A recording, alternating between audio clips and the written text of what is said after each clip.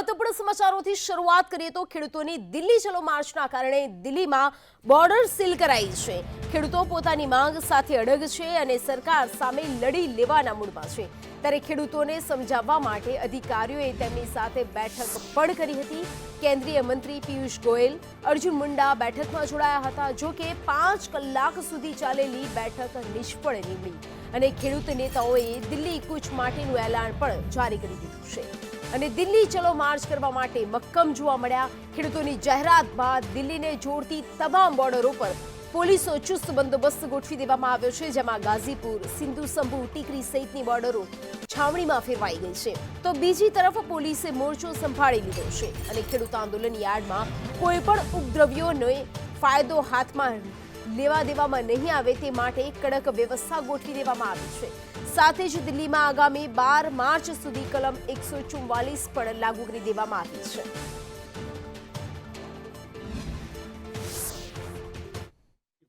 इनमें से आधी मांगों के ऊपर उन्होंने कमिटमेंट की चिट्ठी लिखकर हमें दिया, तो अब समय मांगने की तो मुझे लगता है जरूरत नहीं थी।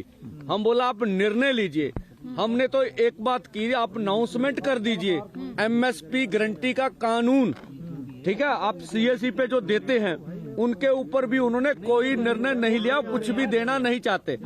तो चलो अब क्या कर सकते हैं।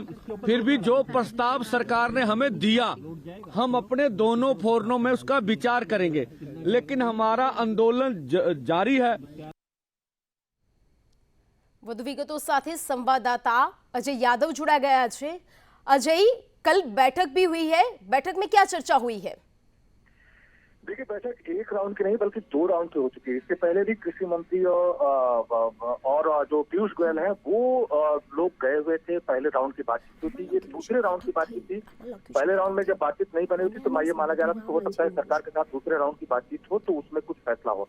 सरकार की तरफ से अगर बात करें तो सरकार ये मनाने की कोशिश कर रही थी कि आप लोगों की जो मांगे हैं उस पर सरकार विचार करेगी। उसको थोड़ा सा वक्त चाहिए सरकार को, ताकि आप लोगों की मांगों पर विचार कर दिया जा सके।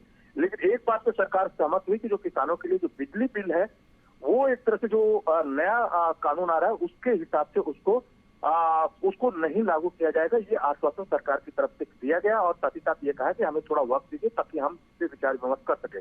लेकिन किसान इसके लिए तैयार नहीं है। उनका कहना है कि उनका जो मूल मुद्दा है वो मिनिमम सपोर्ट प्राइस को लेकर के है कि किसान जब अपनी फसल पैदा करते हैं तो स्वामीनाथन आयोग के हिसाब से मिनिमम सपोर्ट प्राइस के हिसाब से फसलों के दाम तय होने चाहिए। तो कुल मिला के 5 घंटे तक वार्ता चली, लेकिन बातचीत नहीं बनी। फिलहाल अगर किसानों की बात करें तो जो अंबाला का संभू बॉर्डर है वहां पर किसान जुटना शुरू हो गए हैं और उन्होंने ऐलान कर दिया है कि वो दिल्ली की तरफ कूच करेंगे। जबकि दिल्ली तरफ की अगर बात करें तो यहाँ पे सिंघू बॉर्डर, टिकरी बॉर्डर और गाजीपुर बॉर्डर, ये 3 ऐसे बॉर्डर हैं जहां से किसान प्रवेश कर सकते हैं, खास करके उत्तर प्रदेश, हरियाणा और पंजाब के जो किसान हैं। तो इसी बात को लेकर के दिल्ली पुलिस की तरफ से बड़ी संख्या में पुलिस फोर्स तैनात की गई है। खास करके सिंघू और टिकरी बॉर्डर पे बड़े बड़े कंटेनर लगाए गए हैं, बोल्डर रखे गए हैं, कटीले तार लगाए गए हैं, बड़ी संख्या में पुलिस फोर्स तैनात की गई है। धारा 144 लागू की गई है कि किसी भी सूरत में इस बार जो किसान पिछली बार की तरह दिल्ली में इंटर न कर पाए। हालांकि हरियाणा सरकार भी अपने इस सारे रूट पे 144 धारा लागू कर दी है, बड़ी संख्या में पुलिस फोर्स तैनात कर दी गई है।